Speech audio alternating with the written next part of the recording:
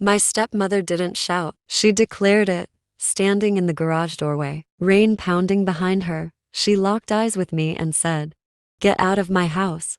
No trembling, no regret.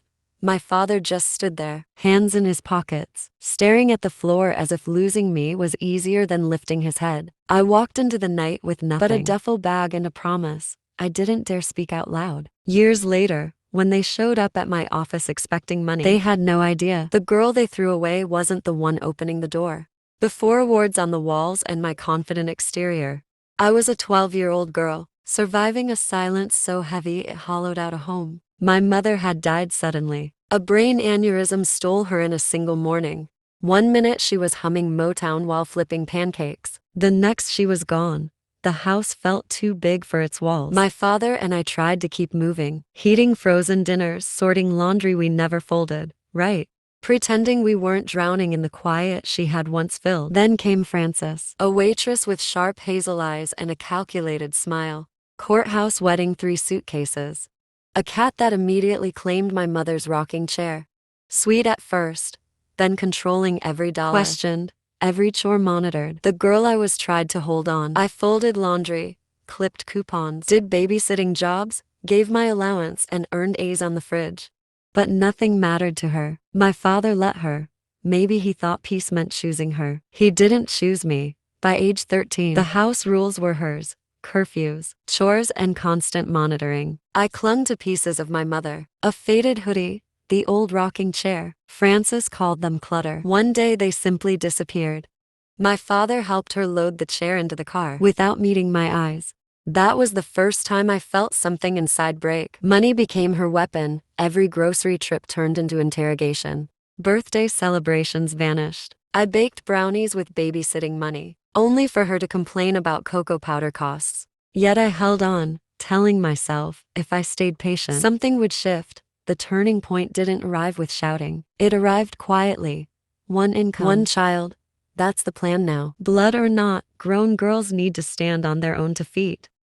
In that moment, I realized Frances didn't want a family. She wanted control.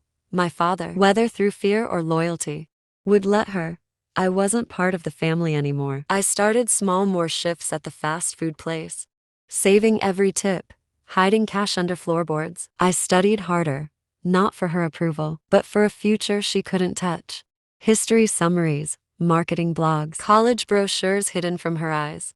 Silence became my camouflage. When Frances nitpicked, I nodded. When she took most of my money, I let her. When she donated half my clothes, I folded the empty drawers without a word. She thought she was winning, but I was building something she couldn't see. By 17, I mapped my escape scholarships, bus routes, college applications. My Aunt Dana became my lifeline, the only adult who consistently checked in with love and understanding. The night everything happened, Frances ordered me out. She handed me a duffel bag and a one-way bus ticket. My father hovered silently behind her. I stepped into the Florida night, calm and ready. The bus ride was long and dark.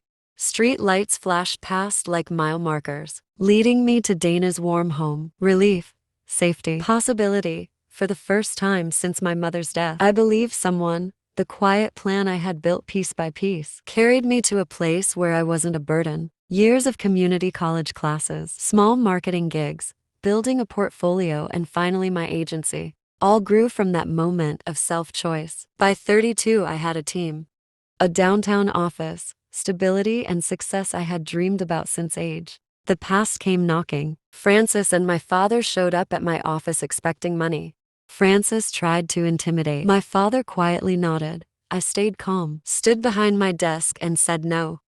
"I'm not giving you anything," she raged. I pressed security. 2 guards escorted them out. Weeks later, Frances tried to confront me in the parking lot. Police arrived within minutes. My father stayed silent for the first time. The silence was mine.